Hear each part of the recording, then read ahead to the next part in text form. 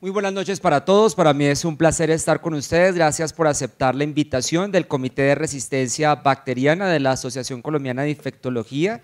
Es un gusto poder compartir este espacio académico de los jueves de ASIN, gracias al doctor Osorio por la introducción y a todos ustedes por estar acá. Igualmente damos un agradecimiento a Laboratorios Pfizer y a Biomería de Colombia, quienes apoyan la realización de este evento. Entonces este evento lo llamamos Desafíos Emergentes en Superbacterias Gram-Negativas en Colombia, acciones frente a una nueva realidad. Esta es mi declaración de conflicto de intereses, vamos a pasar rápidamente. Y tenemos como invitados a 3 personas que nos van a ayudar obviamente a tratar de entender un poco la parte epidemiológica y clínica de lo que estamos viendo en gram-negativos en nuestro país. Nos acompaña la doctora Laura Castillo, que le agradezco muchísimo que haya sacado de su tiempo.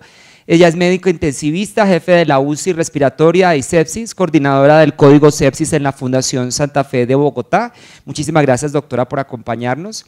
El doctor Edwin Silva es médico infectólogo, coordinador del Servicio de Infectología y Vigilancia Epidemiológica de la Fundación Clínica Chayo. Doctor Silva, bienvenido. Y la doctora Sandra Yamile Saavedra, ella es bacterióloga y laboratorista clínica, magíster en microbiología, profesional del grupo de microbiología del Instituto Nacional de Salud con amplia experiencia en biología molecular y en vigilancia epidemiológica de la resistencia. Y bueno, todos ustedes para que nos acompañen con sus aportes y comentarios. El plan de vuelo, en la primera parte vamos a discutir el panorama nacional de la resistencia antimicrobiana en bacterias gram-negativas resistentes a los carbapenems en Colombia. Les tenemos de manera exclusiva para ustedes los datos 2024, que es lo más reciente de la vigilancia, para que se aterren de lo que está pasando en el país. Y tendremos también criterios para la detección de mecanismos de resistencia emergente, discutiremos algunos puntos clave frente a esto. Y vamos a desarrollar 2 casos para comentar sobre bacterias productoras de carbapenemasas mutantes. También vamos a hablar un poquito de Acinetobacter baumannii, que es un patógeno importante, tal vez no en instituciones tan grandes o en ciudades grandes del país, pero sí en ciudades intermedias y en algunas instituciones todavía tenemos importante impacto de Acinetobacter baumannii. Agradecemos también a las personas de otros países que a través de las redes sociales de la Asociación Colombiana de Infectología y de nuestro canal de YouTube se unen a esta transmisión. Vamos a hablar entonces de datos de vigilancia nacional por laboratorio de la resistencia mediada por carbapenemasas en aislamientos gram-negativos causantes de IAS. Una cortesía del grupo de microbiología del Instituto Nacional de Salud, que hace un trabajo maravilloso y un esfuerzo gigante por llevar la vigilancia de estos patógenos en el país. Entonces vamos a arrancar con los Enterobacterales. Y esta es la distribución de carbapenemasas en el periodo de vigilancia del 2012 al 2024. Entonces aquí vemos la barra roja son las KPC, como han venido en el tiempo cambiando, siendo inicialmente las carbapenemasas más importantes del país, se han venido en un proceso de disminución y siendo en algunos años llevadas en ventaja por las metalo, particularmente las NDM. Y luego, paulatinamente, comenzaron a aparecer las coproducciones, la cual más frecuente es KPC con NDM, pero han venido poco a poco aumentando. Y aquí vemos entonces cómo para el año 2023 y 2024 se han aumentado las coproducciones de metalocarbapenemasas y de serina-carbapenemasas en enterobacterales y ha disminuido la proporción de KPC sola y de NDM sola o en monoproducción en esos aislamientos. Si miramos acá cómo es la distribución en el nivel nacional, es prácticamente todas las ciudades principales tienen carbapenemasas, KPC está distribuida en todo el territorio, siempre digo que hay algunos departamentos que por obvias razones no reportan al Sistema Nacional de Vigilancia, pero que sí las han tenido. También tenemos NDM por todo el territorio nacional, BIM en algunos aislamientos, OXA 48, comentábamos con la doctora Sandra Yamile que está en aumento también, eso ahí habría que ponerle el ojo y la lupa a las OXA 48 que no las veíamos tanto. Acabamos de llegar de España donde es la primera carbapenemasa, no aquí en Latinoamérica, pero en Centroamérica, sobre todo Guatemala, está empezando a encontrar brotes de OXA 48 con NDM que antes no teníamos. Aquí están las GES en algunos departamentos, Santander, Antioquia, Valle del Cauca, y las IMP solamente en el distrito capital de Bogotá.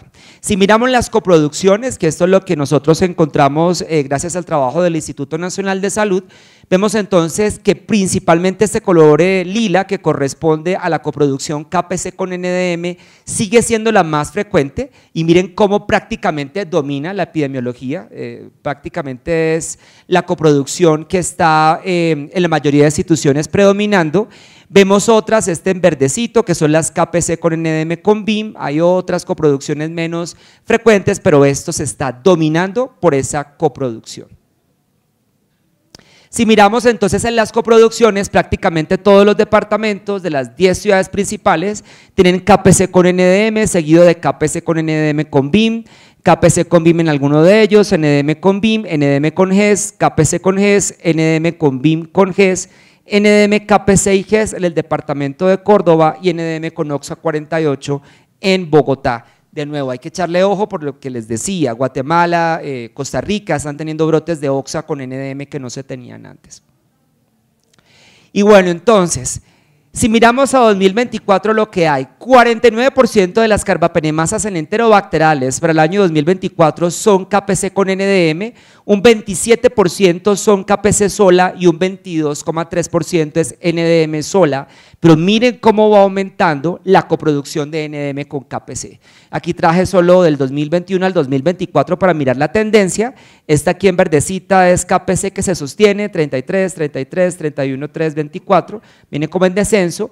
Las NDM solitas en monoproducción, 24, 15, 13,9, 11,2, pero esto sí preocupa, que nos llenemos en la mayoría de hospitales de coproducción de serina y metalo en estos aislamientos.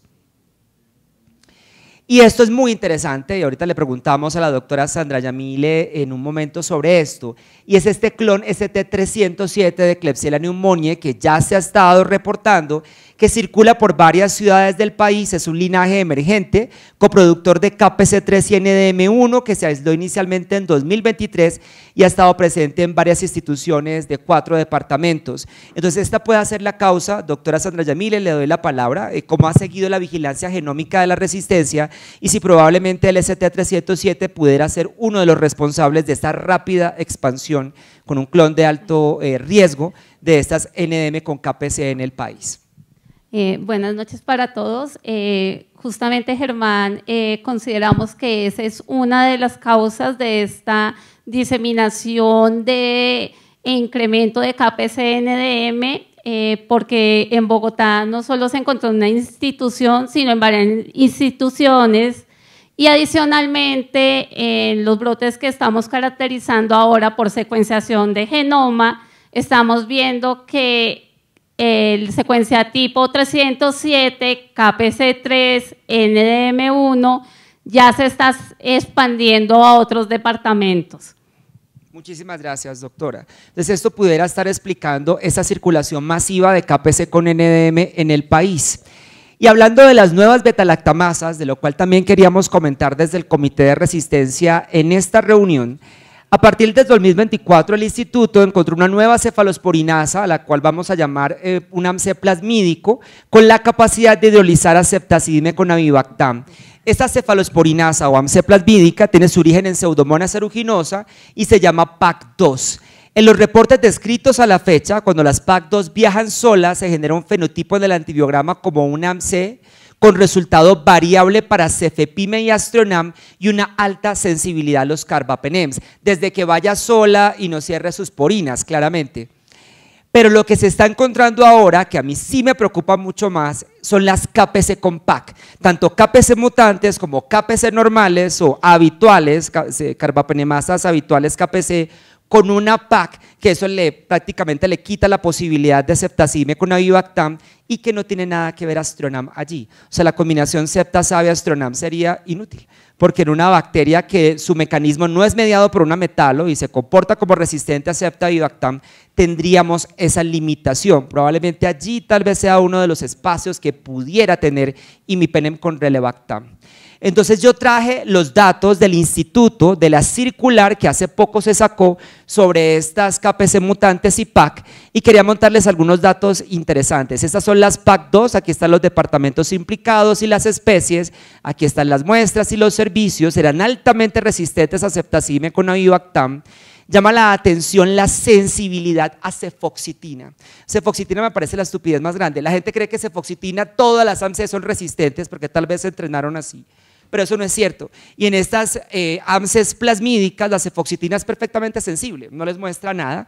Aquí nosotros vemos sensible dosis dependiente a cefepime, a piptazo, vemos Astronam full sensible y los carbapenems y algunas otras moléculas tienen full sensibilidad. Entonces esto es muy llamativo. La prueba de BLE siempre va a dar negativa. Recuerden que las AMC no se inhiben con ácido clavulánico, lo cual va a inactivar o invalidar la prueba de BLE en esos escenarios. Pero esto hay que tener cuidado. Yo no conozco datos, ahora me van a contar los doctores de infectología y me encanta tener aquí fellows y ex-fellows, porque yo no tengo datos en mi cerebro del uso de cefepime en productores de AMC plasmídico de tipo PAC. Lo conozco, lo he visto en Enterobacter cloacis, Citrobacter freunda y algunos datos de acuerdo con la MIC, pero no lo conozco en este tipo de aislamientos que son más problemáticos y menos piptazos, así que peor. Bueno.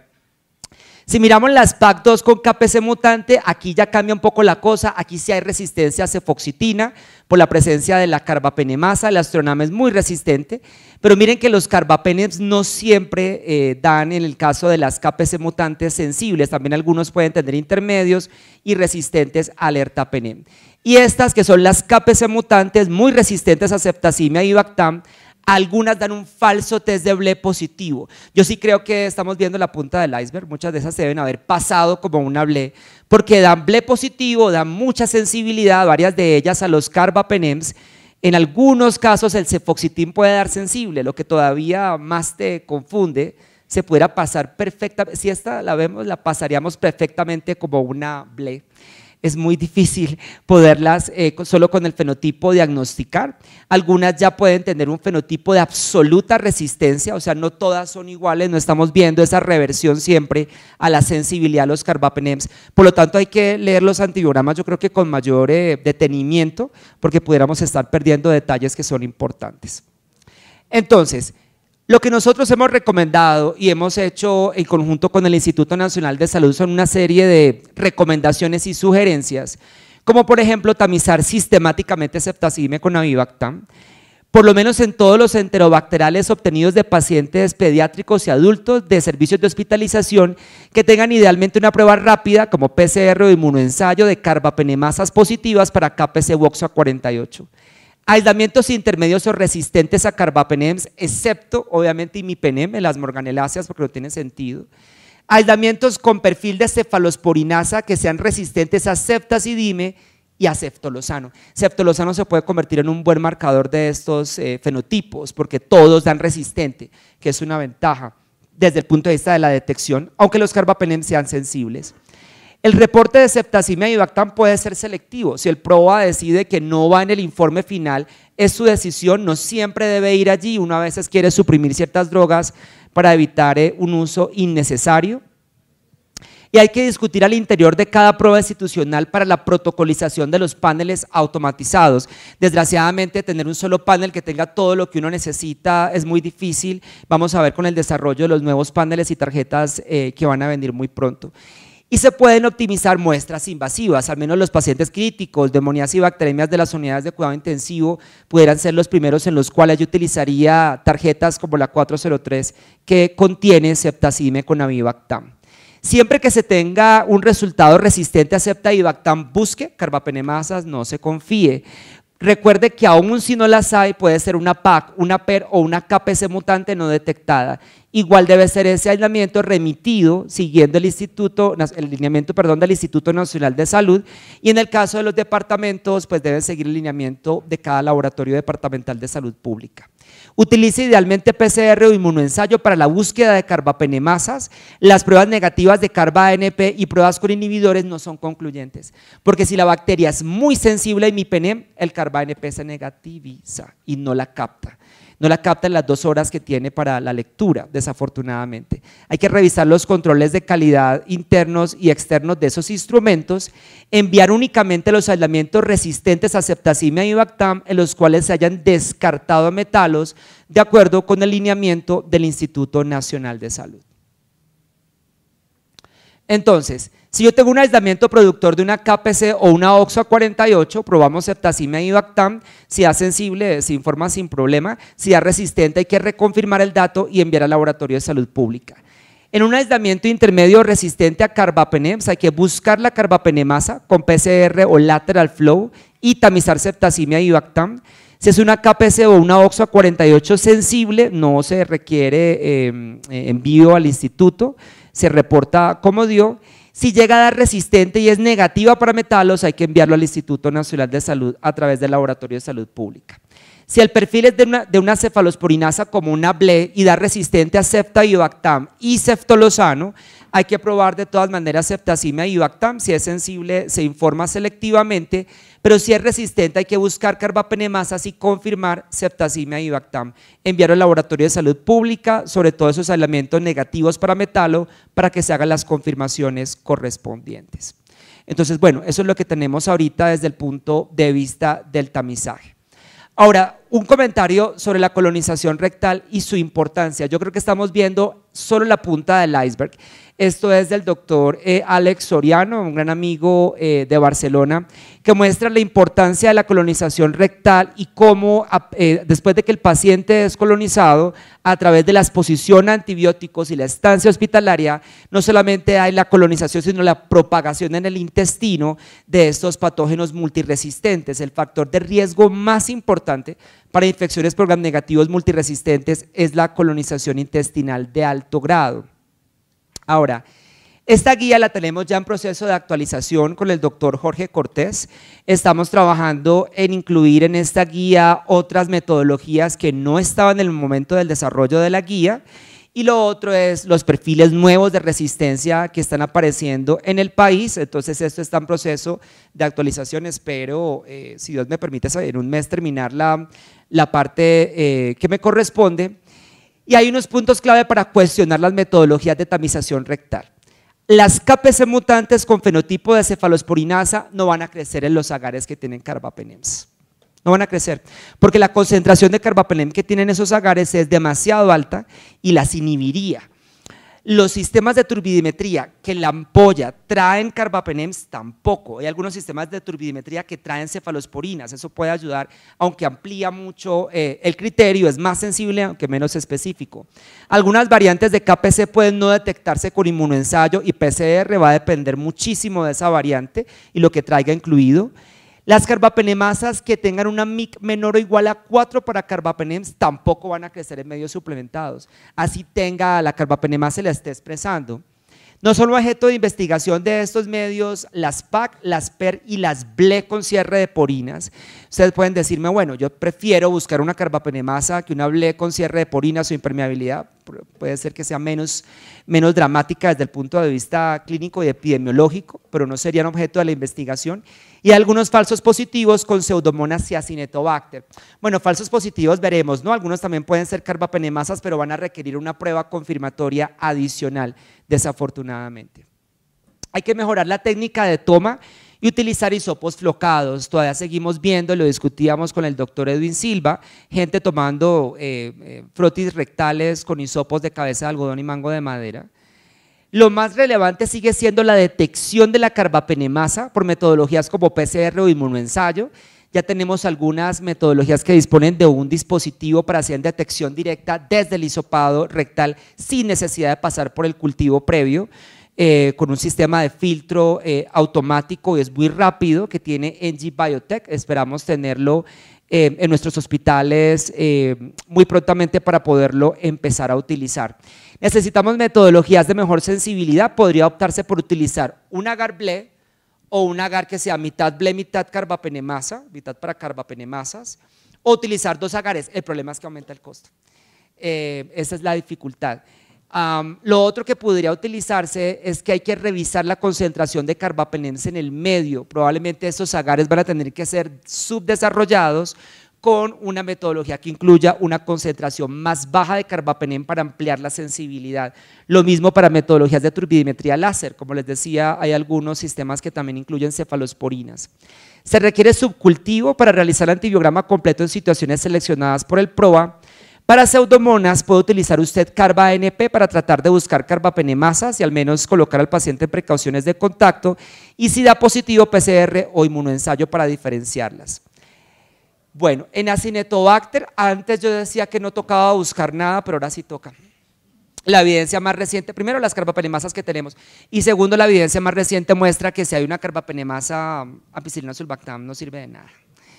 Sobre todo si es una NDM como las que tenemos nosotros en Colombia, que les voy a mostrar en un momento. Quería un comentario de los doctores, del doctor Silva, de la doctora Castillo, respecto a cómo realizan esos procedimientos de tamización rectal y algunas recomendaciones de lo que han visto en su práctica en sus unidades. Muy completo, Germán, lo que presentas. Lo primero decir que este es un llamado a la acción. Yo creo que estamos viviendo una era dinámica con un reto que se ha incrementado. Y quizá hace 10 años recomendábamos con un poco más de tranquilidad los métodos de tamización o cribado fenotípicos, como los agares cromogénicos, eventualmente los métodos de turbidimetría. Estos últimos ofrecen más rapidez y eventualmente un poco mejor de sensibilidad. Las mediciones que nosotros hemos hecho recientemente para los métodos fenotípicos de cribado son preocupantes. O sea, uno no puede estar en un escenario endémico, en algunos de hecho hiperendémico, de diseminación de carbapenemasas, haciendo cribado con métodos que tienen una sensibilidad subóptima. Creo que el mensaje y el llamado, y creo que toda la literatura a nivel global lo ha mencionado, y pospandemia el acceso a biología molecular, yo creo que ha dado un salto cualitativo que realmente es inadmisible que nosotros no estemos planteando, al menos para los escenarios de más alto riesgo, el cribado con PCR. Yo creo que esa es la principal lección reciente. Ahora, sí es cierto lo que mencionabas, nosotros lo vimos, de hecho, un incremento en la sensibilidad cuando pasamos ya hace bastante tiempo del hisopo de madera y algodón al flocado, evidentemente por la presencia de inhibidores de crecimiento, y luego esto afecta aún más a los métodos fenotípicos. Ahora, incluso preocupa que la misma PCR podría llegar a tener como método único una sensibilidad subóptima. De hecho, uno no descartaría eventualmente la combinación de métodos. De acuerdo. Es decir, para escenarios de muy alto riesgo. Todo eso está ahí en el tapete y creo que es una cosa que estamos anhelando esa guía, esa revisión de la guía. Germán, felicitaciones. Muchas gracias. Doctor Silva, y en el caso de su institución, ¿hacen los hisopados al ingreso?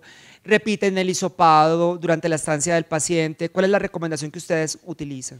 Cada vez las indicaciones se han venido ampliando, Germán. Es decir, de la clásica de haber tenido contacto con el medio hospitalario en los últimos 3 meses, pasamos a 6 meses, estamos revisando si pasar a haber tenido contacto con el hospital en el último año, uso previo de antibióticos, etcétera. Pero al margen de eso, el cribado recurrente en poblaciones de alto riesgo. O sea, una cosa es el cribado de puerta de entrada en el servicio de urgencias para pacientes que han tenido contacto con el medio hospitalario, y otra es el cribado recurrente semanal, como recomiendan varias guías de práctica clínica a nivel global, para poblaciones como la unidad de cuidado intensivo, para poblaciones como los pacientes oncohematológicos, unidades especiales, los pacientes de trasplante de órgano sólido. Hay cierto tipo de poblaciones que tienen circulación endémica o un poco más de riesgo que la población general, y a los cuales hay que verificar si se benefician de un cribado recurrente. Muchas gracias. Doctora Castillo, en el caso de su unidad, usted lidera una unidad de cuidado intensivo de pacientes sépticos. ¿Cómo es el proceso de cribado? ¿Cómo le están haciendo y cuál es la recomendación que ustedes siguen? Hola, buenas noches a todos. Bueno, lo que nosotros tenemos instaurado en la institución, tenemos 5 unidades de cuidado intensivo, neuro-UCI, unidad cardiovascular, pacientes sépticos y respiratorios, quemados y pacientes quirúrgicos. Al 100% de los pacientes que ingresan a unidad de cuidado intensivo se les hace tamizaje, se les hace rastreo para carbapenemasas, y lo que hacemos es que en aquellos que ha salido negativo lo repetimos con un lapso lo repetimos una vez a la semana. En los que han ingresado antes de 48 horas, pues no lo repetimos, y todo lo hacemos cada semana, lo hacemos todos los viernes, se hace la repetición del cribado. Obviamente en aquellos que han sido positivos, pues no se hace la repetición. Sin embargo, hemos tenido algunos problemas administrativos en cuanto al pago y al proceso de todo esto, porque además Debido al tiempo que demoramos en tener el reporte de esto, pues estos pacientes se quedan aislados más tiempo. Por ejemplo, en aquellos que vienen remitidos, el 100% quedan aislados. Y otra población a la que le apuntamos también a hacerles el rastreo es a todos los pacientes hematológicos. Cada vez tenemos más trasplante de médula ósea, a ellos también les hacemos rastreo siempre, no con tan buena adherencia como lo tenemos en la unidad, pero sí lo hacemos también frecuentemente. Sí, muchas gracias, doctora Castillo. Una pequeña réplica que la doctora Laura me permite evocar algo muy importante recién. Hace un mes estábamos en este espacio hablando de mediastinitis postquirúrgica. Estamos teniendo una pesadilla y cuando hemos podido hablar, Germán, con otros colegas de hospitales de alta complejidad cardiovascular, el problema está por todo lado. Además, ese T307 es altamente clonal. Cuando nosotros tuvimos nuestros primeros datos de vigilancia genómica en el hospital, pensábamos que, no sé, era un plásmido por allí. No, es una clona, esto responde a higiene de manos, responde a limpieza y desinfección y nuestros hospitales tienen retos formidables con esto. Y se está diseminando en todo el país y ha afectado a nuestra población de más alto riesgo cardiovascular. Nosotros hemos involucrado entre los criterios de indicación de PCR el cribado prequirúrgico para pacientes que van a ser sometidos a esternotomía, por ejemplo. Muchas gracias, doctor Silva. Nosotros estamos terminando de escribir la M66, va a ser el primer estándar para los cribados de multiresistentes, entonces va a incluir carbapenemasas, BLES, enterococo banco resistente, meticilino resistente, bueno, todos, y Candida auris, bueno, en fin. Pero lo que iba a decir sobre esta guía es que al inicio no se recomendaba antibiograma completo, era solamente que supieras tiene o no tiene, pero ya vamos en la discusión si al menos en pacientes de ese tipo de complejidad probablemente requieren el antibiograma full, porque si llega el paciente a hacer una bacteremia sí es información importante que el clínico quisiera saber. Doctora Sandra Yamile, quisiera preguntarle de enterobacterales, ¿qué han encontrado de nuevo? Digamos que esta es la información a grosso modo de las carbapenemasas y lo que está pasando, pero se han encontrado beta-lactamasas nuevas, ¿cómo se ha venido moviendo el año 2025? Bueno, les voy a hablar un poco de lo que son las beta-lactamasas que se asocian con resistencia a ceftazidima y bactán. Gracias a la socialización que hicimos, hubo una buena adherencia de muchas instituciones, nos empezaron a enviar aislamiento, gracias a eso generamos la segunda circular y hemos visto que pues cada día nos llegan más, identificamos hace poco una nueva beta-lactamasa que no teníamos aquí en el país, que es la PER. Esa enzima está más descrita hacia el cono sur, hacia países como Argentina, Uruguay, y pues ya la encontramos en un enterobacterial, en una providencia, y esta beta-lactamasa se asocia con alta resistencia a ceftazidima y bactán, y como lo hemos mencionado en el comunicado técnico, como lo mencionó el doctor Germán Esparza, tiene un perfil de cefalosporinasa, igual que la PAD, igual que la KPC mutante, que pierde la capacidad de hidrolizar carbapenémicos, por lo cual cuando observamos el antibiograma podemos sospechar de cualquiera de las tres. Obviamente si hacemos la prueba de flujo lateral o la PCR, puede que encontremos la KPC porque hay que tener en cuenta que algunas variantes fallan en la detección, principalmente con inmunoensayos. Hay algunos problemas que se han reportado en la literatura, entonces digamos que ante una inmunoensayo negativo para una KPC mutante no podríamos descartarla, es mejor enviarla para hacer adicionales procedimientos en los laboratorios de referencia. Y lo que tenemos el problema con la PAD y con la PER es que estas no son beta-lactamasas que se encuentren en los paneles de los sistemas automatizados. Entonces, obviamente, nosotros no la vamos a tener en el radar. Y sí se nos puede diseminar y el problema es que se nos disemine y se nos junte con una productora de otra beta-lactamasa, carbapenemasa, como las KPC. Gracias. Entonces, para resumir aquí, Sandra Yamile, 2 puntos clave. El primero es que la resistencia a ceftazidima y bactam en Colombia primordialmente son metalo. O sea, es lo primero que me vendría a mí a la cabeza. O sea, si bien aparecen estas mutantes y las PAC y las PER, nos vamos a tener un glosario bien amplio de varias de estas. no sigue siendo lo más frecuente que salga en el día a día de la rutina. Yo creo que eso es clave. Pero lo segundo es, desde el punto de vista del lineamiento del instituto y del envío a salud pública, tiene que ser que hayamos descartado una metalo, que hayamos reconfirmado el dato, porque a veces vemos que hay algunos falsos resistentes de Ceftavibactam y luego sí ya haríamos la remisión correspondiente. Sí, y no solo falsos resistentes de Ceftazimab-Avibactam, sino que a veces, obviamente, cuando se hace descartar la metalo, si es una coproductora, podemos tener fallas si utilizamos el ETA y el APB como normalmente lo utilizamos. Nosotros dimos un lineamiento para una metodología que utiliza Ceftazimab-Avibactam ETA, APB Astronan, que facilita la detección de coproductores. Esa es una prueba argentina. Sabemos que hay muchos laboratorios que en el país tienen técnicas como inmunoensayo, técnicas como PCR, pero también hay muchos laboratorios de hospitales pequeños donde estas técnicas no llegan, entonces por eso seguimos, digamos, incentivando para aquellos que no tienen pruebas moleculares o proteómicas como lo que es el inmunoensayo, hacer estas pruebas de TAPB, porque nos llegan como resistencia a Ceftazimab-Avibactam y le hacemos nosotros las pruebas fenotípicas, encontramos la metalo y lo pasamos a PCR y encontramos la metalo porque pues tenemos no solo la NDM circulando, sino tenemos las coproductoras que sumarían casi digamos a grosso modo rápido, un 75% de lo que nos circula en cuanto a resistencia a Ceftazimab-Avibactam podría ser esas coproducciones y esas metalas. Muchas gracias, doctora Sandra Yamile. Hablemos de Pseudomonas aeruginosa. Entonces, en Pseudomonas aeruginosa, la información epidemiológica que tenemos, esta barrita verde fosforescente son las BIM, las rojo, las KPC, y las de color dorado son las coproducciones que se han venido aumentando año tras año. Entonces lo que tenemos en 2024 es una gran proporción de coproducciones, menos carbapenemasas del tipo KPC y menos BIM que estén viajando solitas. Hay algunas NDM en Pseudomonas. Bueno, la buena noticia es que se está tratando de poder tener en Colombia cefiderocol. Esto no es tan sencillo, hay un tema académico, pero hay un tema administrativo, logístico, en fin, político, pero se está tratando de tener cefiderocol disponible en Colombia. El lío es tener NDM en Pseudomonas con cefiderocol. La sensibilidad es 50%. O sea, igual, va a ser muy difícil cuando tengamos ese antibiótico si empiezan a circular esta barrita azulita que son las NDM en Pseudomonas. ¿Cómo está la distribución geográfica de las carbapenemasas en Pseudomonas aeruginosa? Entonces prácticamente BIM está repartido en todo el territorio nacional, seguido de KPC, algunas GES, departamentos como el Cesar, mi departamento Santander, Boyacá, Antioquia, tenemos ahí Eje Cafetero, Cauca y Valle, tenemos las NDM particularmente en el Cesar, tenemos también en Santander, Casanare, Cundinamarca, Cauca y el departamento de Nariño, y las IMP han estado en Antioquia, Valle del Cauca y el departamento del Cauca.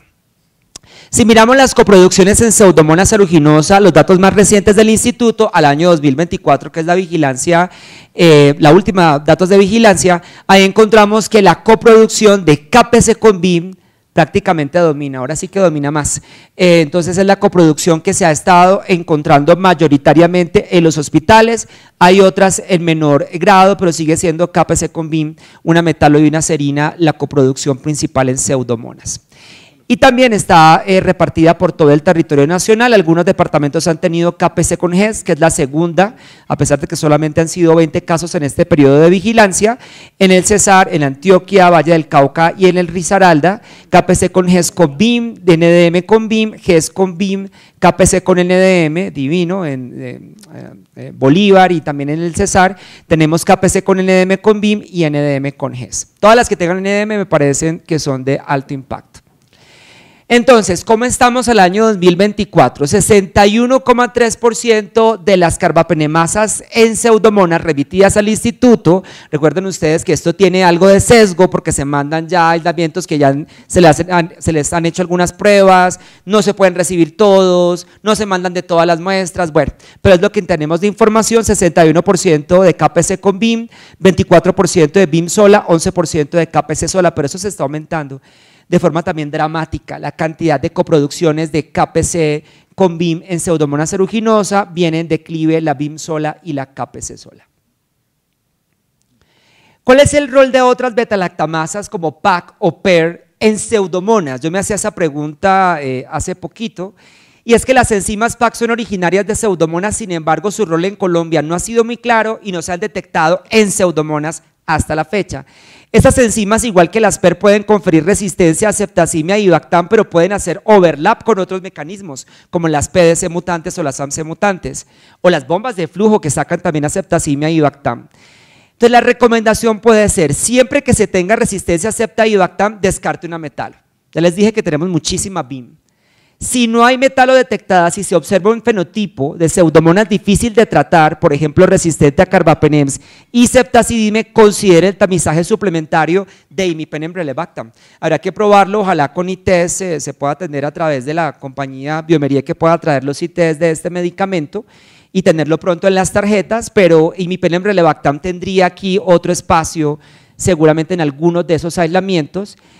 Y al momento esas cepas no se están enviando al instituto, el instituto está enfocando la vigilancia en los enterobacterales por el impacto y la diversificación y porque son mucho más fáciles de diferenciar en enterobacterales que en Pseudomonas por los otros mecanismos que tenemos. Con Acinetobacter baumannii, entonces, en Acinetobacter tenemos particularmente OXA23, pero si miramos OXA23 ha venido en declive, se han aumentado las coproducciones y se ha aumentado la NDM de Acinetobacter. Entonces, el problema de tener NDM en Acinetobacter es que ampicilina sulbactam no sirve. No sirve, lo hidroliza la NDM. Los americanos tienen en la guía ampicilina sulbactam porque la cantidad de NDM en los Estados Unidos es 0.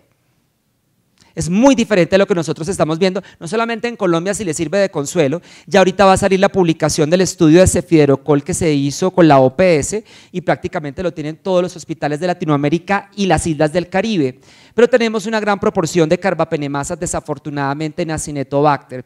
Ahí vemos que por todo el territorio nacional tenemos OXA23, NDM en la mayoría de departamentos, algunos Acinetobacter con BIM, algunos Acinetobacter con OXA51, KPC particularmente en el departamento de Santander y OXA58 en el departamento del Cesar.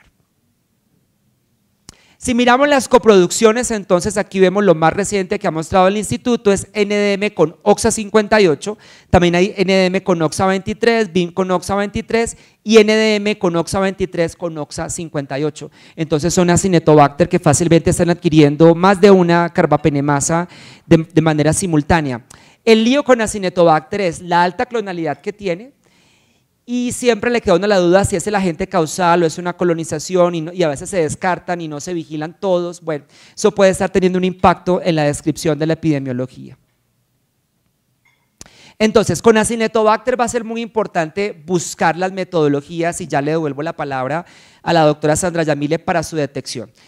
Si ustedes me preguntan hace un año, yo no recomendaba que se buscaran carbapenemasas en acineto, porque las pruebas no son muy buenas, las PCRs y los inmunoensayos vienen para carbapenemasas de enterobacterales y pseudomonas. Pero como les decía, ya hay publicaciones del grupo del doctor David Nicolau que muestran que esos Acinetobacter con carbapenemasas, dosis altas de ampicilina sulbactam solo son perder el tiempo y exponer al paciente a efectos secundarios y no dan mucha ayuda.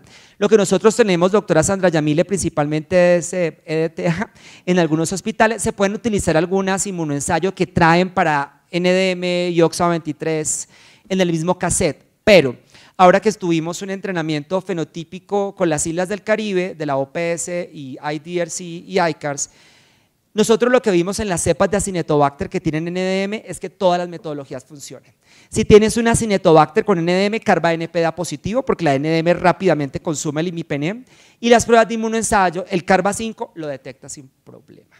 Entonces, bueno, eso puede ser una manera al menos de filtrarlo. Si da positivo te ayuda mucho, si da negativo habría que buscar otra manera. Pero ¿cuál es la recomendación del instituto respecto a Acinetobacter y cómo ha sido la vigilancia, Sandra Yamile, de Acinetobacter baumannii?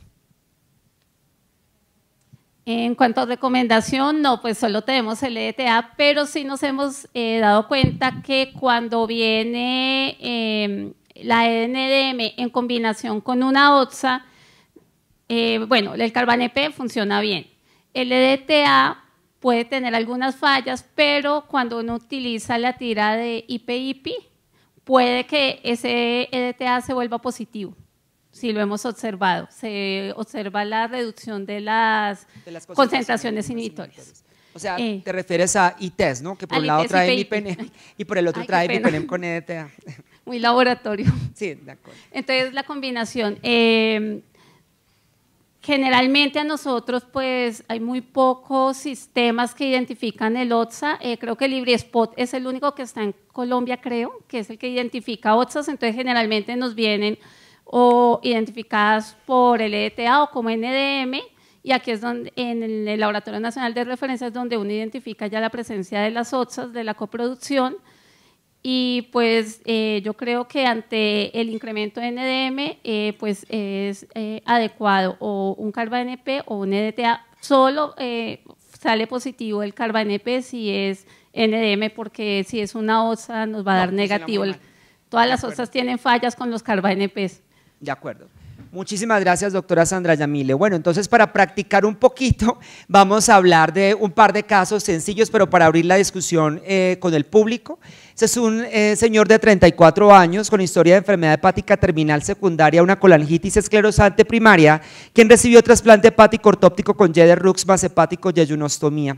En el día 4 post-trasplante tiene fiebre, hipotensión, se trató empíricamente con meropenem banco después de una dosis de carga.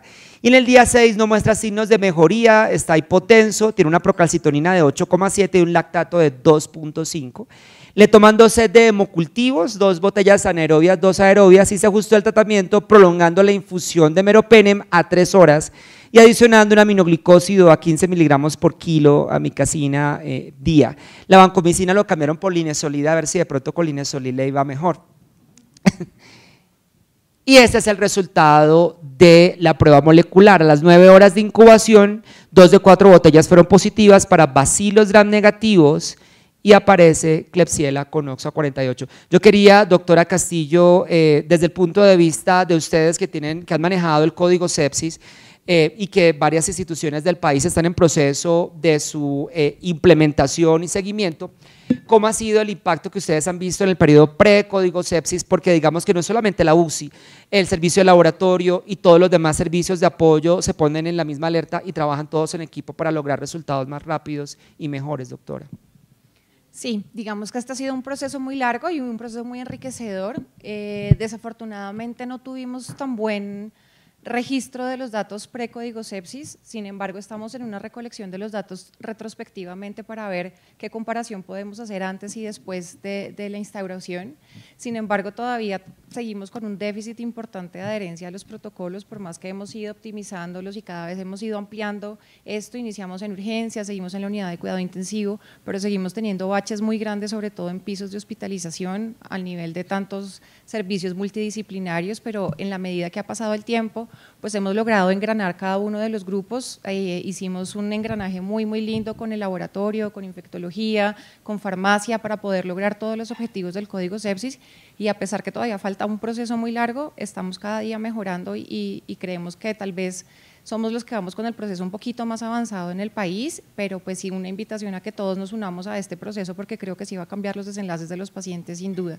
En este contexto, por ejemplo, los pacientes trasplantados hepáticos, pues se vuelve un poco complejo. ¿Por qué? Porque son pacientes pues de alta complejidad, que no es tan fácil engranarnos con los grupos quirúrgicos en este proceso, pero en la medida que hemos optimizado y socializado eso, estamos mejorando esta adherencia a los protocolos y a trabajar en equipo.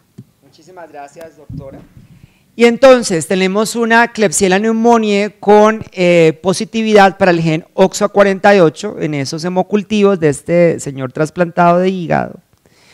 ¿Cuál sería su aproximación terapéutica? Entonces, podría ser continuar con mero amica, es una OXA48, ¿no? Septasimia y Bactam, imipenem con relebactam, la combinación de septasimia y Bactam con astronam, o ceftolozano con tazobactam. Doctor Silva, cuéntenos cuál sería su aproximación y ya ahorita preguntamos al público que está ávido de participar. ¿No sirve? Mira, utiliza este.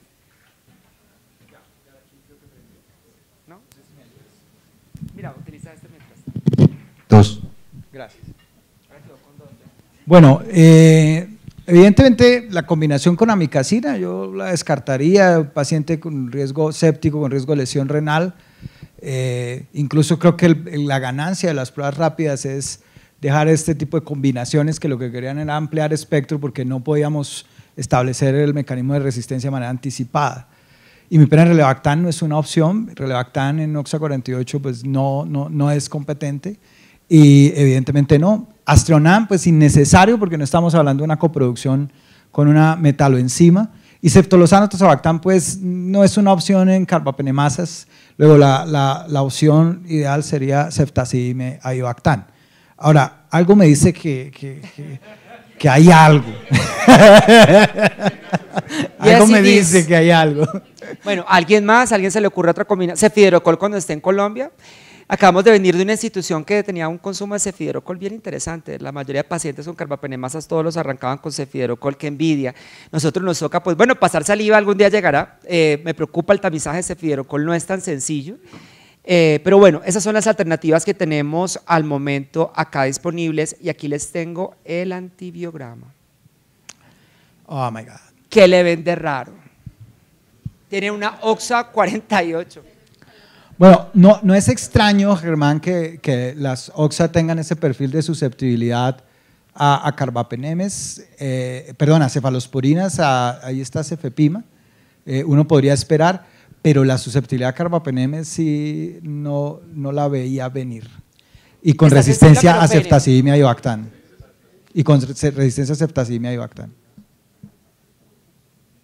Por ahí va.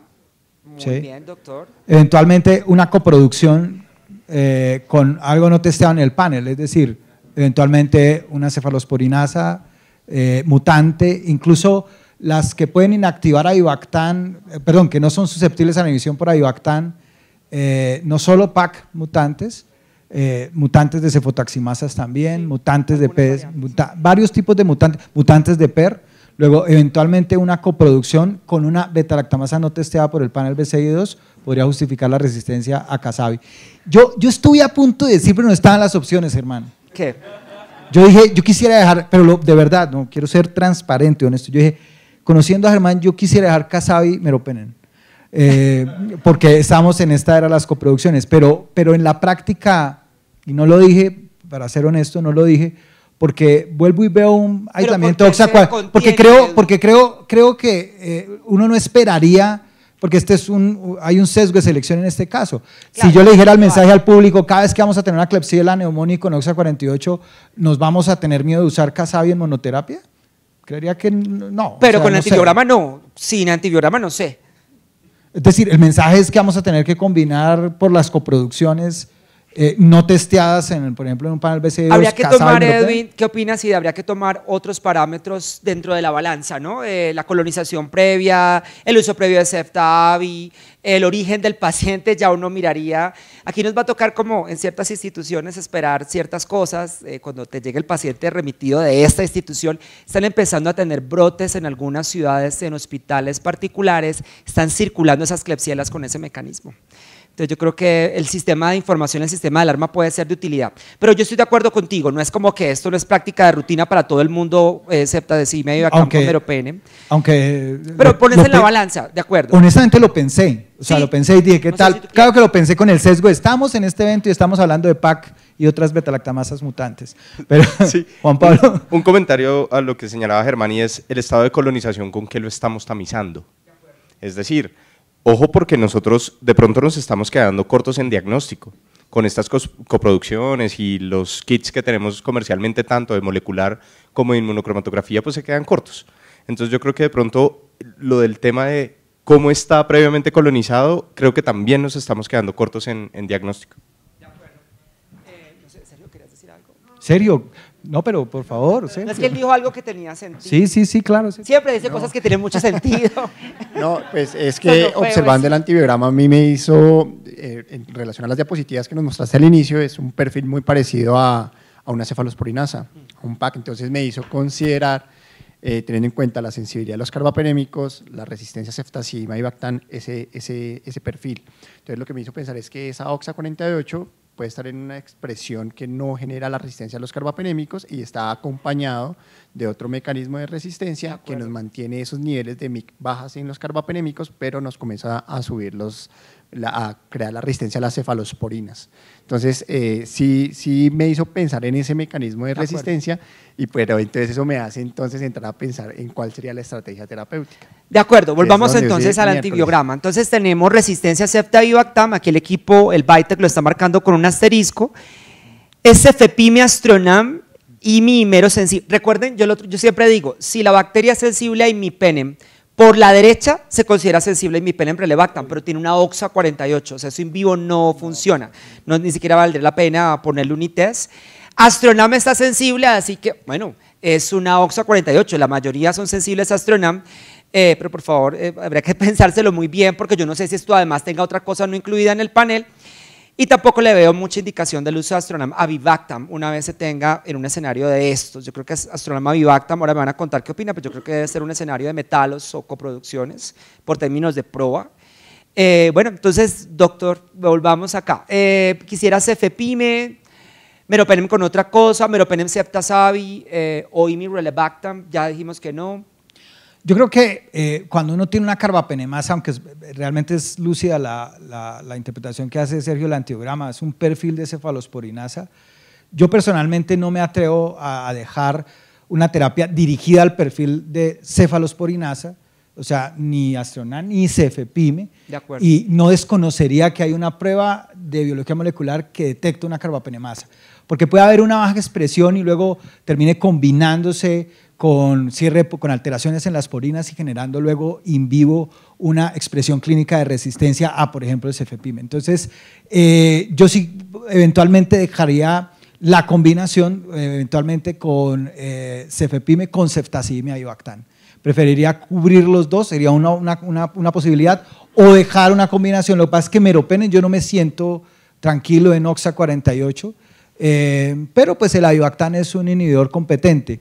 Pero si me preguntan, ahora, excepto que tuviera que además cubrir anaerobios y simplificar la terapia, eventualmente casabi más algo más, pero yo no me sentiría cómodo dejando una monoterapia, si estamos hablando de betalactámicos, una monoterapia dirigida solo al perfil de cefalosporinas. Muchas gracias, doctor. Sí, no sé si otro hay una… Pero quería antes de pasar a escuchar también al público, ¿cuál pudiera ser el mecanismo de resistencia a ceftaibactam de este aislamiento que estábamos viendo?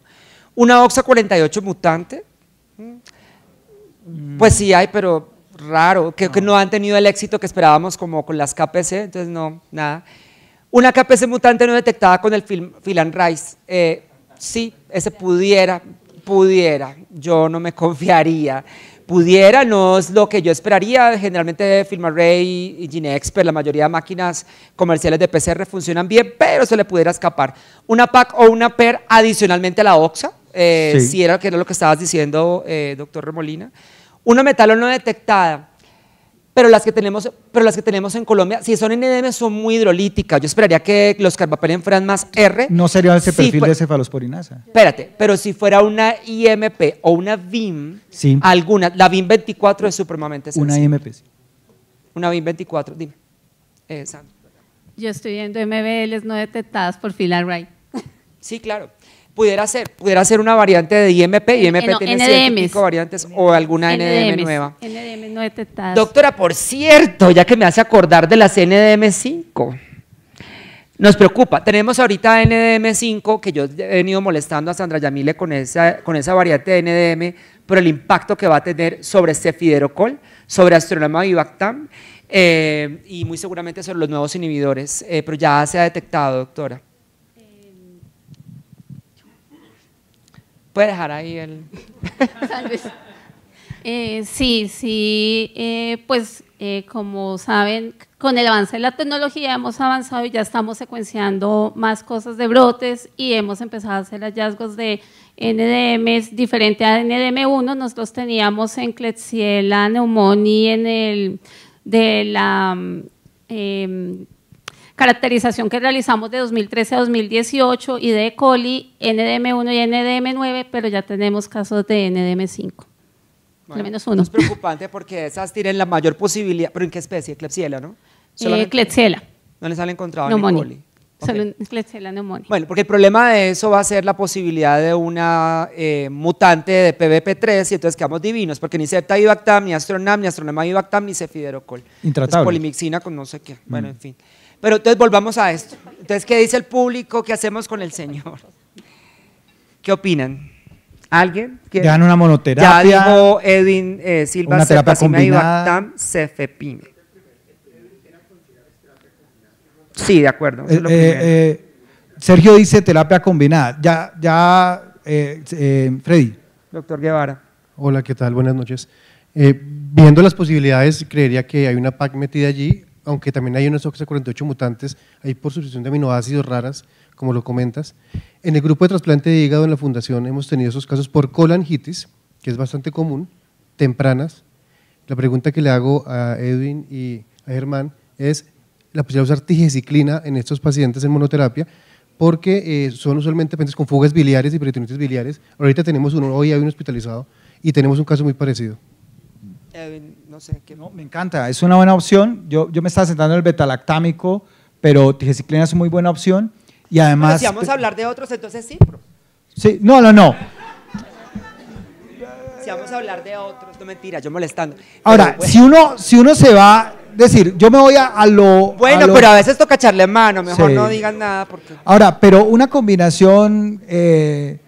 Es que tigecyclina, ¿por qué le tendrías que agregar ceftazimab y Bactam en ese escenario? ¿Sí? O sea, Sí. altas dosis, etcétera. Por el foco Yo sí, honestamente, me sentiría más cómodo usando betalactámicos. O sea, es decir, una combinación Casabi para ese perfil, Casabi meropenen o Casabi cefepime, probablemente Casabi meropenen. Entonces, tigecyclina en monoterapia sería pues una opción que se plantea. No sé si alguien más quiere opinar, si hay alguna alternativa. Yo Nos quedamos en Casabi meropenem o Tige. ¿Tú usarías Ceftazimab, Casabi y meropenem, tigecyclina? Tige. Bueno, a mí no me parece mala idea tampoco porque aparte, sí, de acuerdo. Ceftazimab y meropenem. Alguien pondría meropenem tigecyclina, ¿no? Dirá, Dirá, llegar a un acuerdo. tanto conocimiento para terminar poniendo meropenem tigecyclina, mentira. No digo, en general, no, Sergio. Defiéndase, Sergio. Qué pena. Lo estaba pensando también. Bueno, yo creo que tenemos varias opciones de terapia combinada. Yo considero la terapia combinada teniendo en cuenta el tipo de paciente y la gravedad que se describe de su evolución. Entonces, iría por la terapia combinada. Las opciones que tendría dentro del arsenal, teniendo en cuenta esa susceptibilidad, yo pensaría por el mecanismo que se está asumiendo como potencial, meropenem, ceftazimab y Bactam, pero lo dejaría con tigecyclina y a doble dosis, 200 y 100 cada dosis.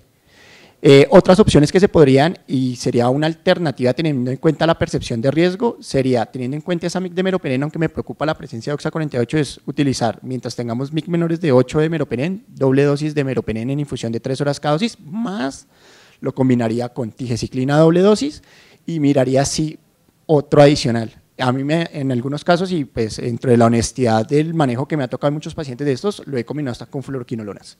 Y le pongo ciprofloxacina 400 cada 8. Va a depender, y me gusta el mensaje que abanicas las opciones, Sergio, porque pues nos está escuchando gente de muchos lados que eventualmente no tiene todo el con que podamos tener en alguna de nuestras instituciones. Y ciprofloxacina con esa MIC pues es una opción. O sea, es una opción. Es una opción, es una opción. Y amikacina yo sí la dejaría muy relegada No, por el definitivamente. comportamiento en un Lesión medio renal, intraabdominal, al etcétera. cual sí no es tan adecuado, pero también se describe que en algunos escenarios, y si no se tienen alternativas en combinación, podríamos también utilizar la amikacina y pues tocaría, en algunos estudios se comentaba 20 miligramos por kilo, obviamente con todo el riesgo que pueda tener la toxicidad asociada.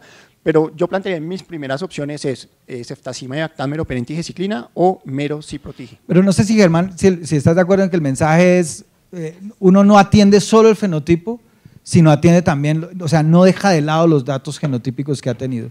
Aunque tenemos un antiograma con un perfil de cefalosporinasa, con una resistencia inusual a ceftazimab y Bactam, hay la detección molecular de una carbapenemasa, una OXA48, que como tú lo dijiste, y estoy de acuerdo, no esperaría uno que fuera una mutante de OXA48 resistente a Es muy Bactam de raro. la Y primera lo opción. otro es, en una OXA48, meropenem falla con mix de 0,12, desafortunadamente. Ella come carbapenem Sí. en el modelo animal a mix muy bajitas.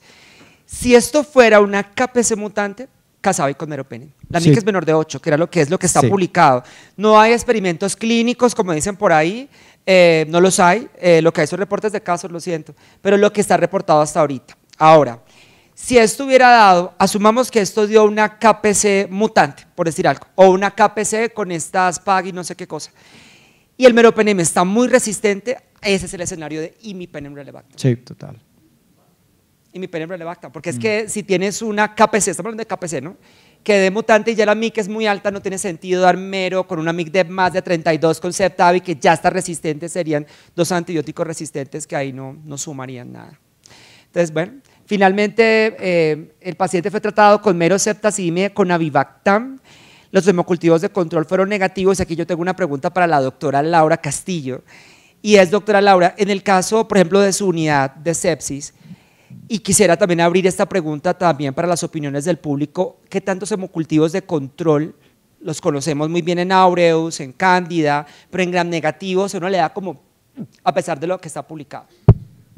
No, realmente no lo hacemos rutinariamente. Obviamente en Staph aureus y en candidemias sí lo hacemos rutinariamente, pero en general en gram negativos no lo hacemos de forma… Si hay buena respuesta, no se toman hemocultivos de control. Doctor Silva. Esa es un debate clásico, Sí. incluso algún metaanálisis reciente nos despelucó a todos porque terminó mostrando alguna utilidad de los hemocultivos de control en bacterias por bacilos gram negativos. Algún día tuve un debate con Germán Camacho, ¿está acá? Véalo Con un ahí. caso, ¿dónde está Germán? Germán, ¿cierto? Tuvimos Por favor. con una neutropenia en un niño, en fin, es un tema de controversia. Yo creería que, al menos mi apreciación de la literatura es, cuando hay alta sospecha de una fuente intravascular de la bacteriemia, uno puede solicitar esos hemocultivos de control porque la bacteriemia persistente en ese escenario es predictora de, por ejemplo, y las hemos tenido, endocarditis por enterobacterialis, cuando tenemos infecciones de prótesis vasculares, de dispositivos electrofisiológicos infectados, etcétera. Cuando uno sospecha un foco persistente que no hemos retirado en contacto con el torrente sanguíneo, ese es un escenario que puede dar bacteriemia persistente. Muchas gracias, doctor. No es rutinario. Yo estoy de acuerdo con la doctora Laura. No es rutinario. No es Yo al para menos lo los sigo viendo así pacientes. a pesar de ese metaanálisis. De acuerdo. Sí, porque eso es una E. Gracias, coli con doctora. pielonefritis, Sí, nadie no le toma rutinario. hemocultivos de control a ver si aclaró la E. coli que la pielonefritis. Bueno, en fin, sigamos. Sí. Quería hablar de 2 nuevos antibióticos que vienen pronto para Colombia. Astronam con Avibactam, que tiene actividad en enterobacteriales que producen carbapenemasas de clases A, B y D y coproducciones de múltiples enzimas. Tiene muy buena potencia con Stenotrophomonas maltophilia. A la fecha de hoy no tiene puntos de corte, pero se está trabajando sobre eso. Ya Pranita y José Munita de Chile están trabajando. Requiere tamizaje y la detección del mecanismo de resistencia. Por proa, preferimos que se deje, pero es una sugerencia respetuosa para las metalo o las coproducciones que ya estamos llenos, ¿no?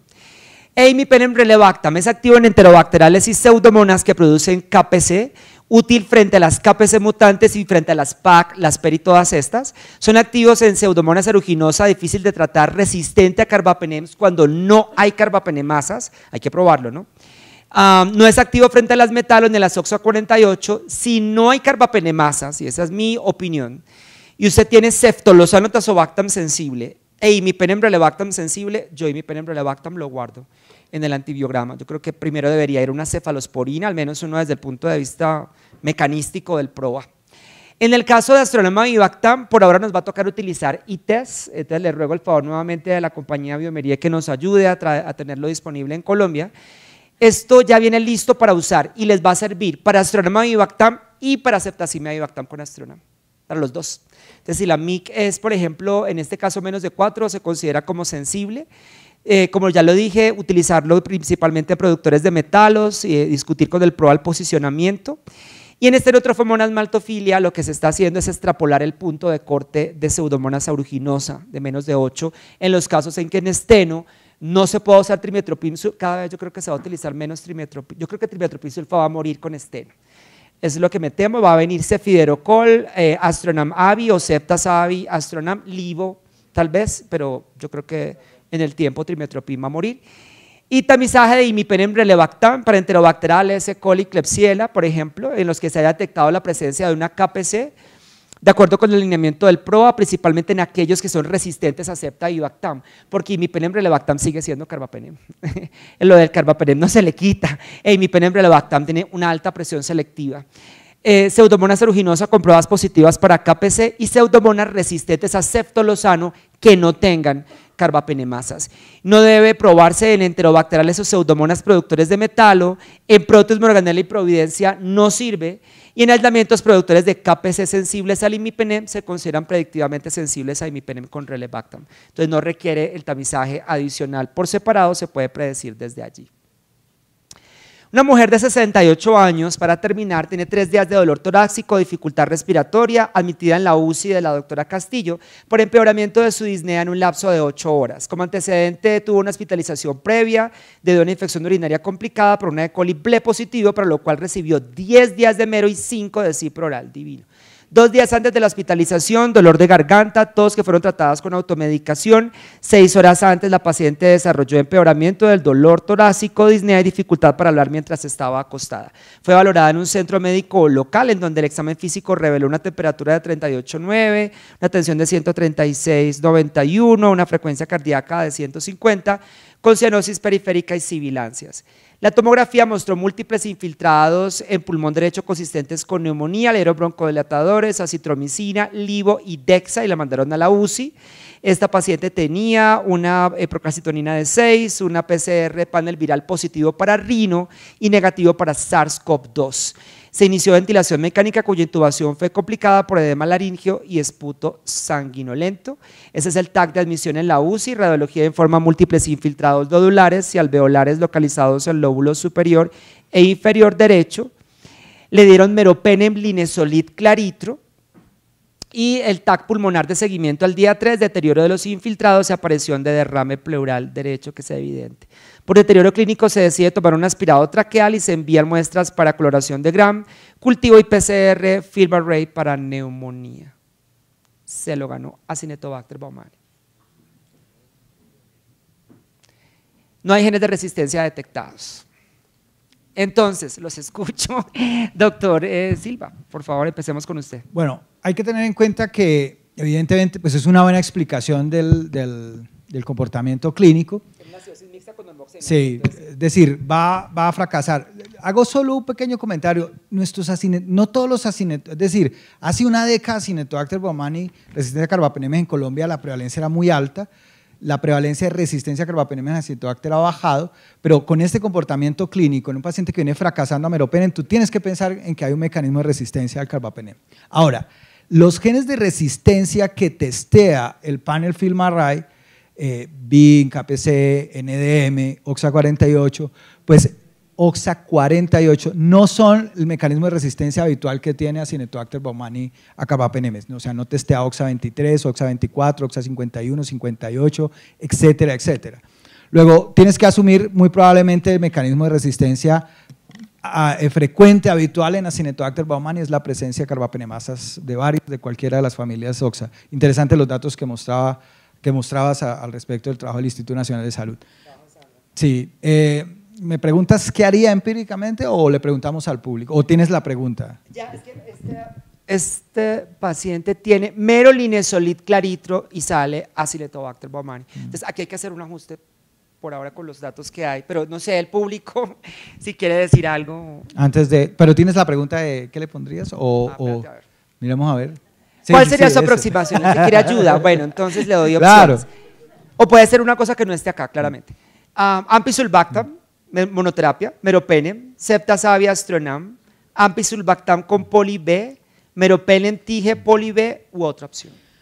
Bueno, las guías de la Sociedad Americana, como lo decías bien, al menos este no testea NDM, esperemos no sea uno de esas NDMs que no pesca el panel. No, oye, a propósito, yo solo he tenido una Acinetobacter NDM y venía de Centroamérica. Fuimos a rescatarlo en ECMO. Yo me imagino que tú tienes ese mapa de las NDM en Acinetobacter de toda Latinoamérica y por dónde nos va a llegar. Yo también tengo el mapa en Bogotá. Sí, exacto, ya sabes por dónde nos está. Ahora, con ese perfil y confiando en que pues, podría ser una OXA, la guía de la Sociedad Americana de Infectología pone como bisagra la terapia con sulbactam, altas dosis. Ahora, pero como monoterapia, uno diría no. habría que dar una terapia de combinación. Ceftasimia, Avibactam es interesante, hemos tenido este debate con Germán, porque se puede pegar a PDPs igual que Sulbactam, pero es un reporte de Fernando in vitro, de Fernando Pasternak, de Buenos Aires, que no tiene ningún dato clínico. La combinación de Cefta-Avibactam con ampicilina. O sea, con como no tenemos Durlobactam, para tratar de sacar Sulbactam-Durlobactam. Claro, como no tenemos Durlobactam, que sería la terapia ideal, Durlobactam-Sulbactam, entonces pon Avibactam-Sulbactam, pero yo coincido con Germán, eso es muy tegua, no hay datos clínicos para eso. La gente a veces hace cosas in vitro, y lo digo porque ahí tengo que siempre reconocer que a veces se nos va la mano en proactivos, a veces desde el laboratorio. Entonces la gente hace cosas in vitro que no están validadas in vivo y dice cosas que nunca se han probado en pacientes o que cero tienen datos de pacientes, y eso puede confundir. O sea, si yo me pongo a decirle al médico, doctor, este Acetobacter tiene sinergia entre Ceftasimia, Avibactam y Sulbactam con ampicilina. Seguro que probablemente lo use, con los datos clínicos son cero. Y Germán, y el desespero te lleva a hacer cosas. Lo sé. Me ha pasado. Ahora, entonces Ceftasimia, Avibactam, Astronam, pues sácalo de la ecuación porque pues, es de otro mundo. Ahora, lo que hacíamos antes era pues poner meropen en triciclina polimixina, pero digamos que la evidencia más reciente y algunos metanálisis definitivamente nos empoderan las altas dosis de Sulbactam, más algo más. Y yo diría que eventualmente en una neumonía, yo usaría realmente colistin inhalada, micronebulizada, perdón. La experiencia que hemos tenido es muy interesante. Yo creo que hay otra. ¿La utilizas? ¿2 millones de unidades cada 8? 160 miligramos, es decir, sí, 2 millones, no, depende de la conversión, pero sí, 1.950.000, 150 miligramos de colistin cada 8 horas. El riesgo es el broncoespasmo que pueden hacer los pacientes, pero nos ha ido bastante bien, no hemos tenido broncoespasmo en los casos que hemos inicialmente usado. Juan, no sé si tienes algún comentario, que tienes harta experiencia con micronebulización de antimicrobianos. Sí, gracias. Para los que no tienen Gracias, claro, digamos, hay diferentes formas de micronebulizar antimicrobianos. De esto, de hecho, hay varios position statements de sociedades científicas que cada vez con más información dicen que no está recomendado. Pero naturalmente hay experiencia que se ha venido acumulando, sobre todo en los últimos 10 años, de micronebulizadores por ultrasonicación o por membrana vibratoria, que son las que dan los menores tamaños de partículas. El problema con la micronebulización es que todos estamos acostumbrados al micronebulizador en jet, es decir, lo que tenemos fácilmente, digamos, en los hospitales. El problema con el micronebulizador en jet es que da partículas muy heterogéneas, pero sobre todo partículas muy grandes que se pueden quedar en el asa inspiratoria. Entonces, uno tendría que relajar para controlar completamente al paciente para poder dar la micronebulización. Y con el micronebulizador en jet no es menor la cantidad de disincronía, incluso oclusión del circuito o muerte del paciente por disincronía. Es decir, esto es un fenómeno que naturalmente, y participamos con el profesor Jordi Reyo en una encuesta global de uso de antibióticos nebulizados, gran parte de las regiones del mundo los utiliza a pesar de que no hay una recomendación estricta, y esos eventos adversos de pronto están pasando desapercibidos. Es decir, yo le daría un hervor más al tema y trataría de establecer la mejor estrategia para micronebulizar. Ahora, esto viene desde los modelos animales. No, claro, anfotericina liposomal, colistina, etcétera, digamos, yo era igual de escéptico y entre otras influido por el conocimiento de Juan Pablo, que es mi compañero de trabajo y que tiene expertise en ese tema. Pero a mí me ha sorprendido, Juan, lo bien que nos ha ido a nosotros en los pacientes que la hemos usado. O sea, claro, es que no hemos tenido, no sé si tiene que ver precisamente con el hardware, es decir, si uno tiene un buen dispositivo. Si uno tiene un dispositivo bueno. De hecho, cuando uno revisa la literatura más viejita, la cantidad de disincronías, de hecho, oclusión del asa inspiratoria, era súper frecuente, pues no súper frecuente, pero sí era muy frecuente, los pacientes hacían broncoespasmo y disincronía. Por eso probablemente uno no debe dar antibióticos nebulizados como si estuviera prescribiendo terapia intravenosa, es decir, tiene que ir con el equipo de terapia intensiva, con el equipo de terapia respiratoria de la mano, porque de lo contrario, pues no vamos a pescar los eventos adversos o se nos van a presentar y se nos van a pasar. Yo sería más prudente con el tema de antibióticos nebulizados, interesante desde los modelos animales. Jean-Jacques Rubí y el Hospital de la Universidad de París tiene varia experiencia en esto, pero digamos que si no hay alternativas desde el punto de vista farmacocinético es muy interesante, desde el punto de vista del modelo es muy interesante, necesitamos más evidencia clínica. Lo que pasa es que, Juan, Acinetobacter y Pseudomonas y algunas Pseudomonas es una pesadilla en la que quedas sin opciones de terapia. Si no estaríamos discutiendo esto en un jueves de cine. discutiendo, sí. Es decir, naturalmente, digamos, la desesperación lleva a hacer cosas, repito, parafraseándolo, pero sí es importante que tratemos de hacerlo con lo mejor que tengamos disponible.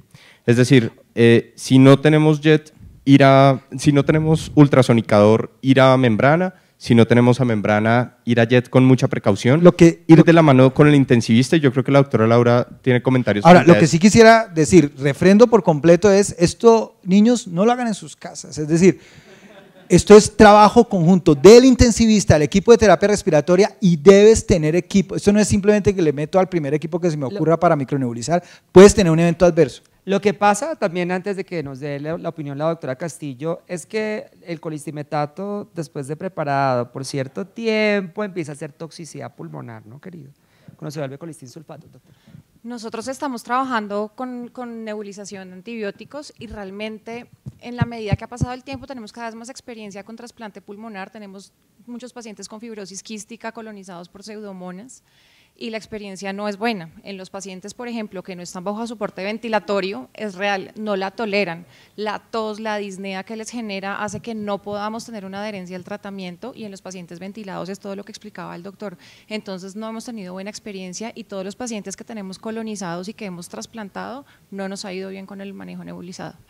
Yo voy a hacer un disclaimer y es, la he usado en pacientes en ECMO que tienen, digamos, pues, la membrana, exacto, es otra fisiología, debo hacer esa aclaración y estaré muy atento al comportamiento, entre otras porque queremos avanzar en la institución hacia una clínica de fibrosis quística y evidentemente es un paciente en el que el riesgo de disincronía no la tolera.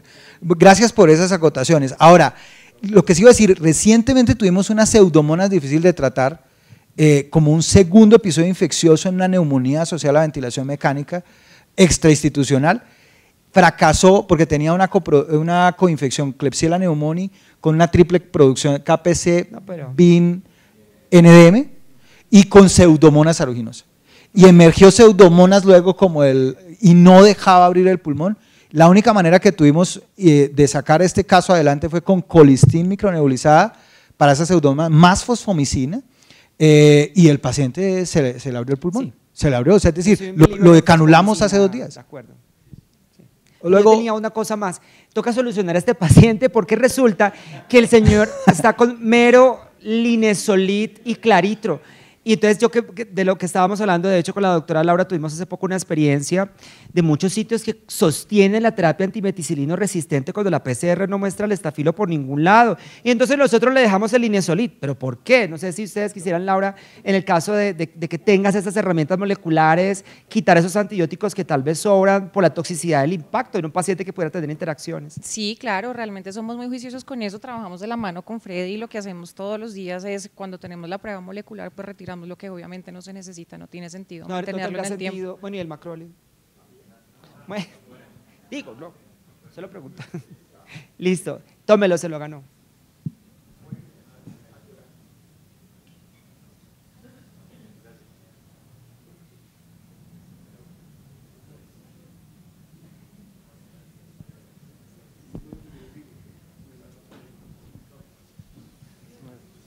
¿Y entonces? Ay, no, olvídese. Sí. No, eso sí, olvídese. Entonces. Bueno. Tal vez no es lo que ustedes ven en su práctica clínica diaria, pero hay instituciones, créanme, que en Colombia siguen viendo Acinetobacter, que siguen teniendo brotes. No, sí, Germán, es muy, muy importante decir que nuestra pesadilla son los enterobacterales, pero Acinetobacter va a estar, y sobre todo en la periferia está, o en el interior, en instituciones de muy alta complejidad, vas a tenerlos también, y frecuentemente vamos y rescatamos pacientes. Bueno, ¿Le dejaría la colistina micronebulizada todavía?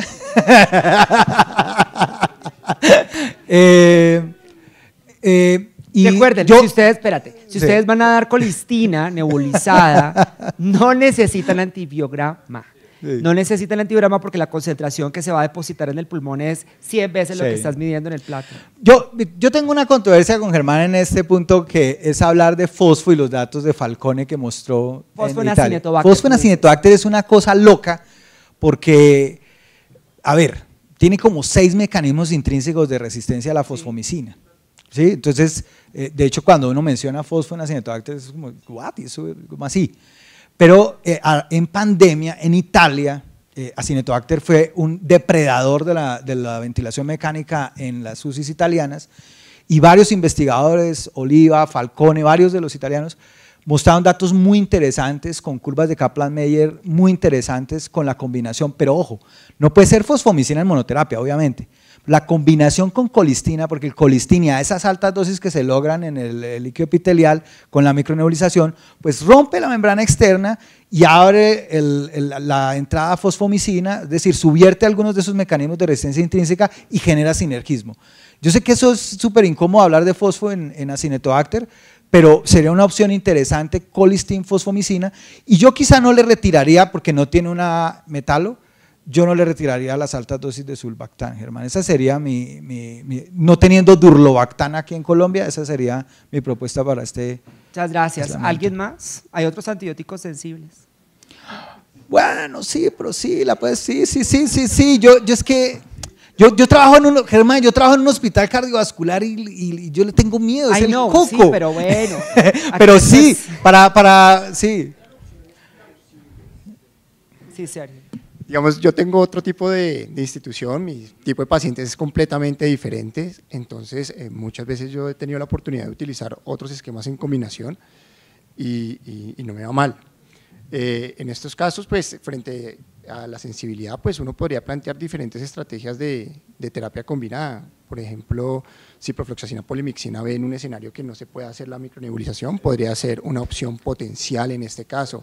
E inclusive, si la condición clínica del paciente está muy grave y pues podemos echarnos mano de otro, pues yo podría considerar la tigecyclina en dosis altísimas. Solo que pide que te la pruebes, ¿no? Sí, no está sí, pero se haría el proceso en paralelo, pero sería una potencial estrategia antimicrobiana a contemplar. Entonces yo creo que acá lo que toca es, mirando desde la percepción de riesgo, la condición clínica del paciente y las comorbilidades, poder plantear un esquema que se pueda ajustar mejor no solo al paciente, sino también a las condiciones en las que uno trabaja. Uno muchas veces tiene unas cosas, pero no otras, entonces toca ahí como… Muchas gracias, doctor Remolina. Doctor Sergio, muchas gracias, totalmente de acuerdo, me gustó tu comentario. Yo creo que estos casos es cuando uno ya hace cosas desesperadas.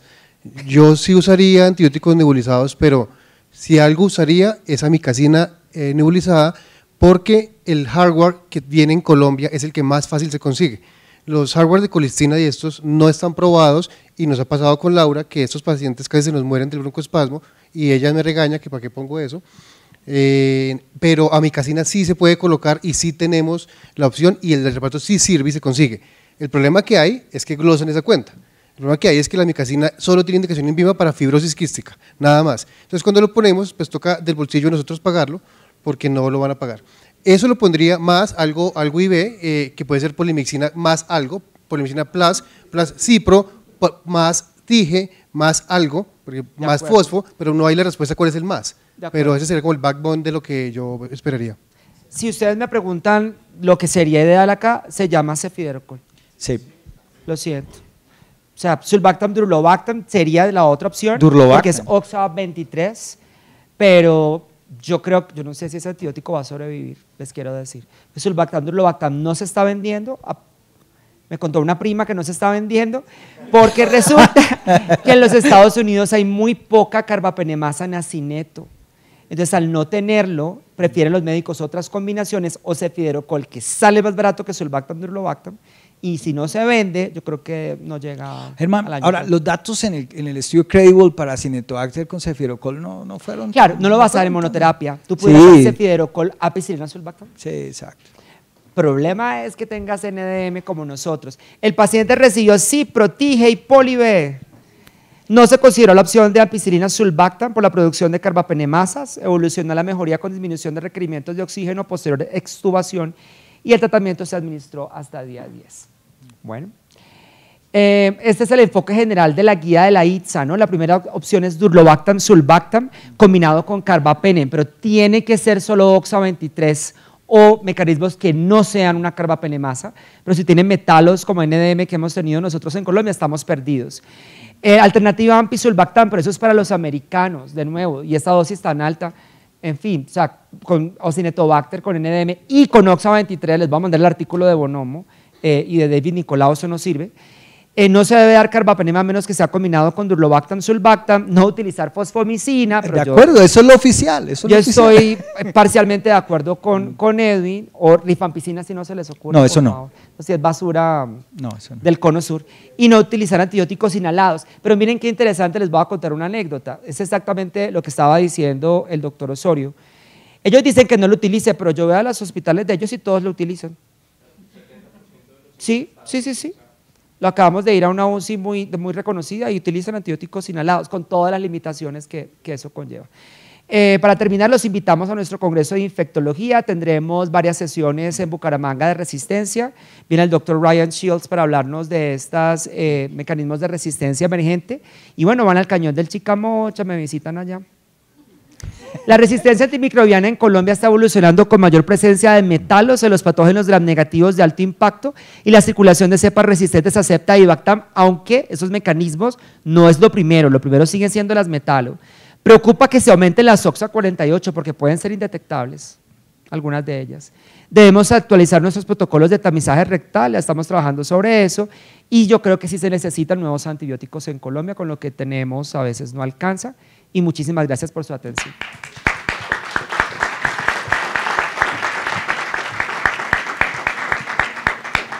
A continuación, las palabras de cierre de nuestro presidente. Preguntas no. Una pregunta, estos casos bien complejos, imagínense toda esta complejidad sin tener imipenem, relebactam, ni astronamibactam, ni nada de esas cosas, porque siempre nos llega tarde en pediatría. Entonces la pregunta es, cuando presentaban los nuevos antibióticos, o sea, ¿la aprobación llega solo para adultos o va a llegar alguna posibilidad de aprobación en pediatría? O como siempre nos va a tocar esperar 5 años haciendo cosas que off-label y entonces el sistema no los paga porque como el registro INVIMA dice adultos, no sé qué sabes, digamos, al respecto, o de la experiencia del uso en niños en otros países, hermano. No, van a llegar solo para adultos. No, pues...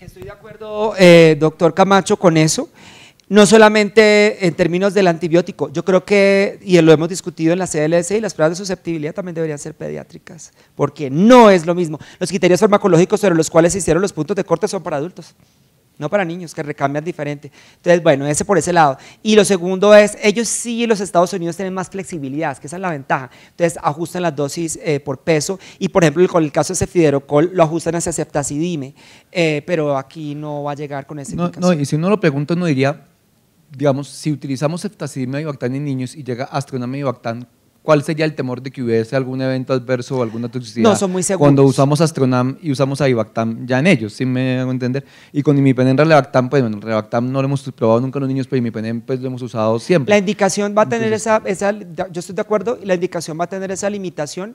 Yo lo que creo es que hay que seguir trabajando en mesas de discusión con el Ministerio de Salud y la Protección Social. Nos va a tocar hacer para la parte de UNIRS, que es la estrategia que existe de la inclusión por MIPRES del uso no regulado, o sea, de esas indicaciones, pero para eso tenemos que tener algún registro, o sea, algún país donde lo autoricen en niños, pues, así no se ha autorizado en Colombia. De pronto podemos hablar con Virginia y a través de Compranita de hacer una mesa de trabajo con la ITSA, a ver si se puede ITSA sin… Y vemos cómo hacemos la cosa, esto como presidente. Bueno, y lo otro que queríamos aprovechar la gran asistencia, pues además de la invitación al Congreso Nacional en Bucaramanga, también en la invitación al ASIMBAC, entonces pues queremos sortear entre el público asistente unas inscripciones para Bucaramanga y unas inscripciones para ASIMBAC. ¿Cuántas, Sonia? ¿2? ¿3? ¿2 para cada uno? Entonces tenemos 4 inscripciones, 2 para el Congreso de Virología de Vacunas, 1 y 2 de agosto, aquí en Bogotá y 2 inscripciones para el Congreso de Bucaramanga. Entonces yo creo que se puede hacer con alguna pregunta al público, Juan Pablo, Germán, y que respondan, y el primero que responda, aquí Juan Pablo, tú que es así, no pregunta para que podamos tener las inscripciones. No tenía nada preparado, podríamos hacer… Una pregunta al público. Sí, una pregunta al público es, el perfil fenotípico de Klebsiella pneumoniae resistente a ceftazidime avibactam, Klebsiella pneumoniae productoras de KPC solamente, resistentes a ceftazidime avibactam, se puede explicar por la presencia de una cefalosporinasa muy famosa en coproducción con la KPC, que es la PAC2. Uy, excelente. Es mi estudiante. Conste que ustedes notaron la confusión inicial. Esto no podía haber estado premeditado. No podía haber estado premeditado. Para el de Bucaramanga.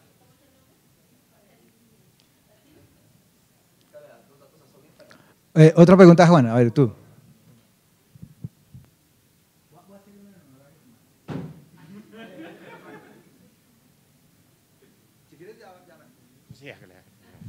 Dos medicamentos que en el estándar de cuidado actual, definitivamente, comillas, no deberían usarse en las infecciones, en el tratamiento de infecciones por Acinetobacter baumannii. 2 medicamentos mencionados por Germán. Y ese es el estándar, de verdad. Están las guías de la Sociedad Americana, varias etiquetas, definitivamente no debes usar ni esto ni esto. Solo 2 palabras aceptaré. Perdón, yo voy a pensar un número porque las 2 levantan. ¿Quién levantó primero? Levantaste tú primero. Fosfomicina y rifampicina. Fosfomicina y rifampicina. No las usarías. Eso es lo que está en el documento de la Sociedad Americana de Infectología. Doctora, ¿su nombre? La doctora Melissa. Presidente de Pediatría de la Universidad Nacional. Esto sí es el que levante más rápido la mano. Ante la presencia o la detección de una KPC con resistencia a ceftazidima avibactam, ¿cuál es el primer paso de lo que se debe excluir antes de sospechar PAC? ¿Qué es lo primero que se debe excluir? Pues metalo. Muy bien, la presencia de metalo beta-lactamasas. Germán, ¿quieres hacer una pregunta?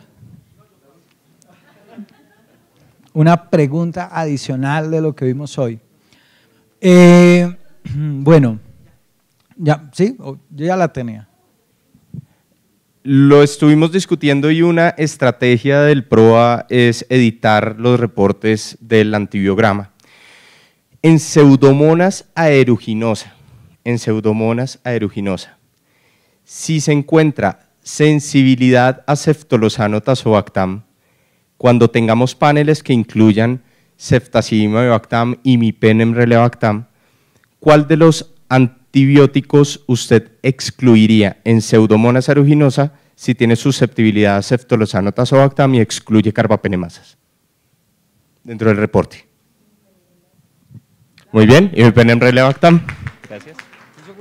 ¿La doctora se llama? Daniela Rico. Daniela Rico. Bueno, 4 preguntas, 4 premios. Qué espacio tan ameno. Germán, felicitarte por la organización, por el contenido, agradecerte por la invitación. La he pasado extraordinariamente, creo que todos. Muchísimas gracias. No sé si nos despides, Germán, del espacio, por favor. Muchísimas gracias a todos por venir, a los que se conectan también a través del canal de YouTube. Les mandamos un saludo desde Bogotá, desde la Asociación Colombiana de Infectología, y nos vemos entonces en ASINVAC y en el Congreso de la CINE en Bucaramanga. Muy buenas noches para todos.